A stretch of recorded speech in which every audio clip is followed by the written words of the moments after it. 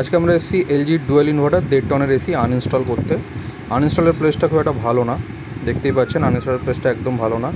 মেশিনটাও ছাদ দিয়ে নামানো যেতে পারতো, কিন্তু জানলা যেহেতু একটা বন্ধ করে দিয়েছে তাই নামার জায়গা নেই, নিচ থেকেই আমাদের উঠতে হবে। নিচ থেকে আমরা উঠেছি, তো উঠেই দেখছি মেশিনটার ব্যাক টু ব্যাক জয়েন আছে। এরকম পজিশনে মেশিন যে ব্যাক টু ব্যাক জয়েন করছে সেই টেকনিশিয়ানকে একদম স্যালুট করতে হয়। যাই হোক, আমরা মেশিনের গ্যাস লক করে দিয়েছি, করে পাইপলাইন খুলে দিয়েছি। পাইপলাইন খোলার পরে আমরা ইনডোরটাকেও বার করে নিয়েছি, দেখতে পাচ্ছেন যে ব্যাক টু ব্যাকই জয়েন করা রয়েছে। ইনডোরটাকে আমরা বার করে নিয়েছি, বার করে প্লেটটা একদম পার্মানেন্টলিভাবে স্ক্রু দিয়ে একদম ফাটিয়ে দিয়েছে। যাই ছেনি হাতুড়ি ছাড়া আমরা খুলতে পারছি না, ছেনি হাতুড়ি দিয়ে মেরেই আমাদের খুলতে হলো। আমরা চেষ্টা করলাম দেওয়াল যাতে কম ড্যামেজ হয় সেই চেষ্টা করে আমরা প্লেটটা খুলেছি। খুলে আমরা হলে কিছু নিউজ পেপার ঢুকিয়ে দেবো যাতে কোনোভাবে জল না ঢোকে। এবার আমরা আউটডোরটাকে নামাবো। আউটডোর নামানোর জন্য আমাদের ছাদ দিয়ে দড়ি ফেলতে হবে, এছাড়া কোনো অপশান নেই।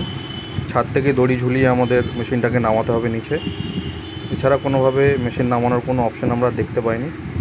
সাইডটা খুবই ডিফিকাল্ট সাইড, কিন্তু ওটা তো আমাদের করতে হবে। আমরা মেশিন বেঁধে ফেলেছি, বেঁধে আমরা দেখতেই পাচ্ছেন আমাদের একটা টেকনিশিয়ান ধরে রয়েছে আর ওপর থেকে একজন ছাড়ছে। এইভাবে মেশিনটা ধীরে ধীরে আমাদের সাবধানে নামাতে হবে যাতে কোনোভাবে কয়েলের চোট না লাগে বা মেশিন কোনোভাবে ড্যামেজ না হয়। এইভাবে ধীরে ধীরে আমাদের নামাতে হবে। কিন্তু এইখানে ইনস্টলেশনের যে পজিশনটা, ইনস্টলাররা ইনস্টল করতে আসে, ইনস্টল করে চলে যায়, তারা ভাবে না যে পরবর্তীকালে আনইনস্টল বা রিপেয়ার কী করে হবে। এগুলো তাদের একটু ভেবে চিন্তে কাজ করা উচিত।